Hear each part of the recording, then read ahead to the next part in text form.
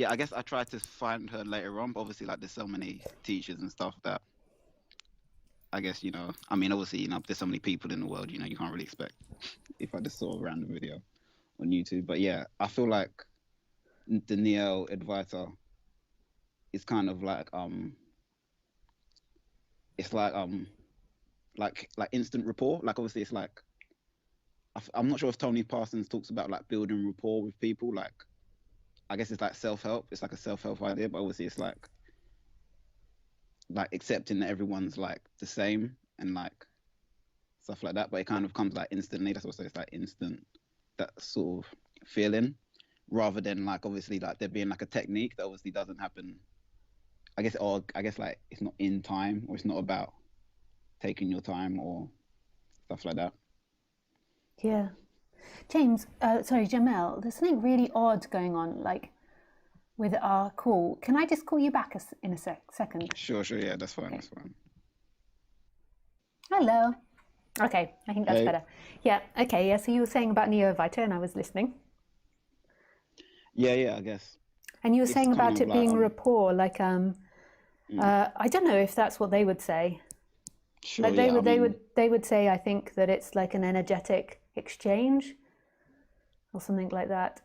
But it's a mystery. There's something that happens when you listen to Neo Advaita, like you listen intently to it again and again and again. There's something quite profound, like in hearing that again from somebody that's sure, like had a shift.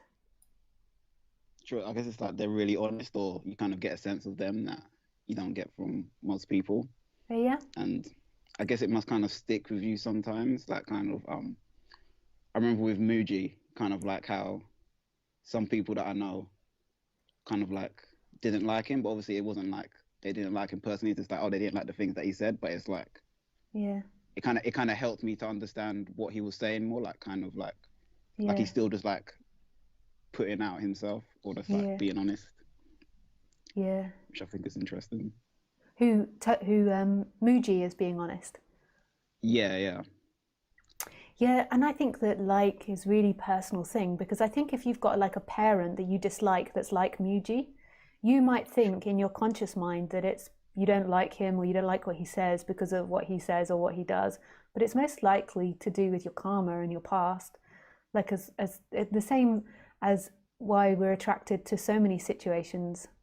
It's most probably the same with teachers that you're attracted to them to some over the others because of your past, and then there's another part where you're attracted because you can hear truth through them, and that's quite magical. We don't know why that happens, but I know that like there's some people say to me that they can feel really repulsed by me, like, and I can understand that. Like I don't have any aversion, like it's their repulsion, it's not me, I'm not repulsing, but I can understand that I represent to them like certain ideologies or certain like people represented to them in the media or like somebody in their family, and there's a response to it, and that's really interesting. Like I think if you have a strong reaction to something, what is that about, and what's the body saying, and what's it doing? Yeah, yeah. I think it's like how you said like crossing boundaries. Like I guess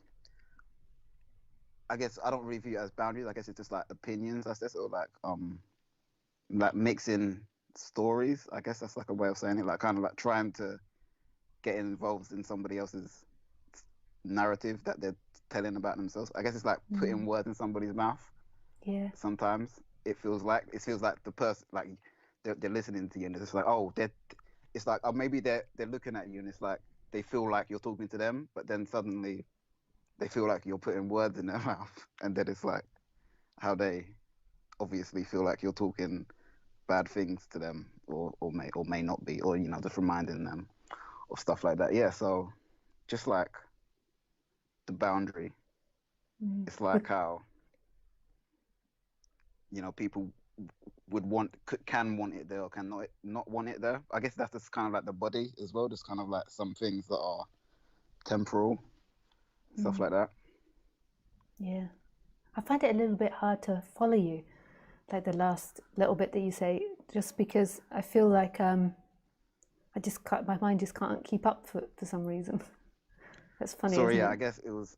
I was kind of making a joke. I guess what I was kind of reminded of about myself when I was saying it was kind of like the sense of like temporal stuff, like transient. Because I used to do meditation a lot, like Vipassana, and Mm, so obviously they teach you about how things are always changing, and I guess there's a sense of this, mm, and I guess yeah, obviously you can't get mad at that thing that isn't changing. I guess you can't get like yeah.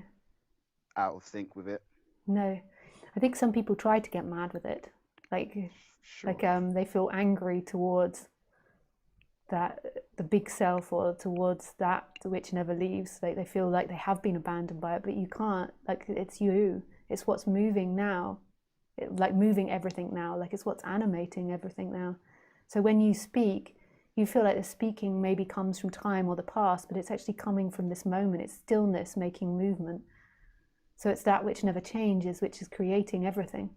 So it's like if you're angry with the way things are, you're angry with yourself as the big self, because there's Sure. nobody that is doing anything independently, which is so beautiful.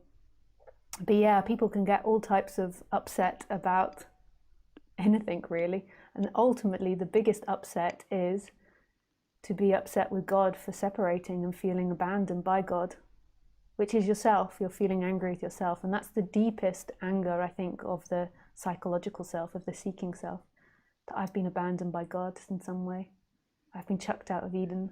I'm alone, which isn't Yeah. true.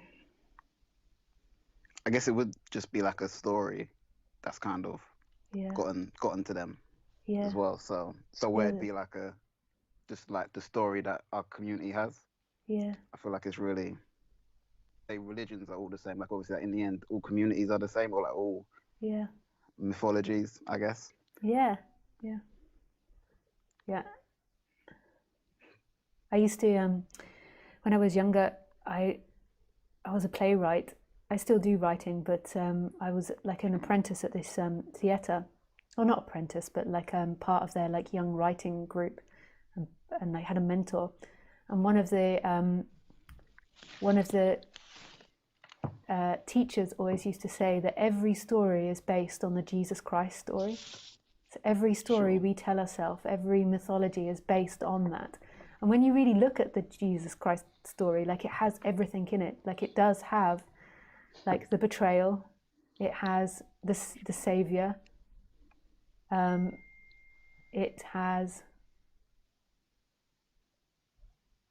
the the bittersweetness of the being wrongly accused. Sure. It's got so much depth to it. And then it's also got the story of waking up. Like he dies and then he's reborn again. Like he dies, but he's still alive. Like he doesn't die. Yeah, like I find that really interesting because I guess you can imagine obviously like the Jesus story, like the Bible and stuff came from like the same thing in the world, which is like the big church, like the big church or stuff like that. So it's like I guess it's like the media as well, or I guess like people have this idea of like the government, I guess, being bad and good, but kind of like how it's just like the same feeling that we all are reacting differently to. Mm.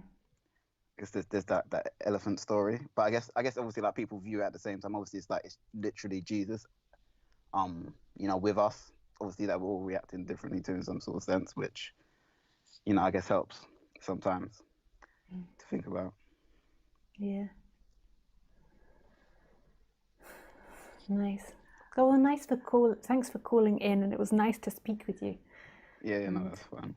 thank you for your comments. Thanks a lot. Thanks a lot for Yeah, all of your stuff, all the stuff uh, you've been doing. that's a pleasure. It's been real nice to speak with you. No problem. Bye.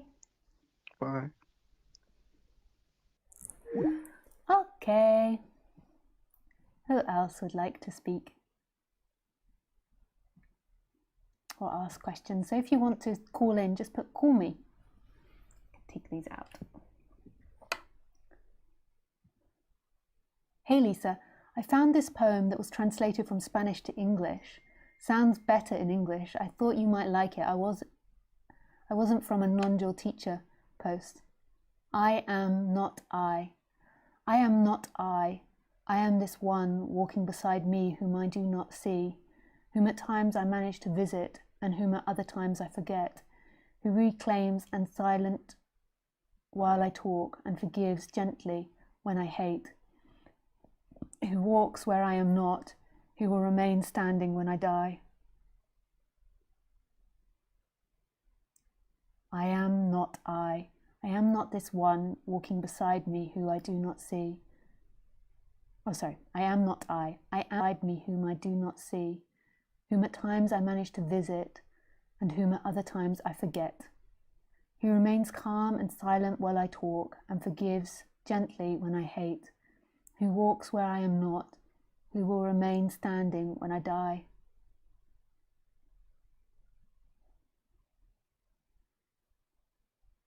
Nice. Yeah, that is really beautiful.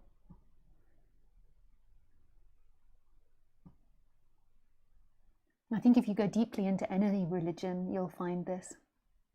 Hey,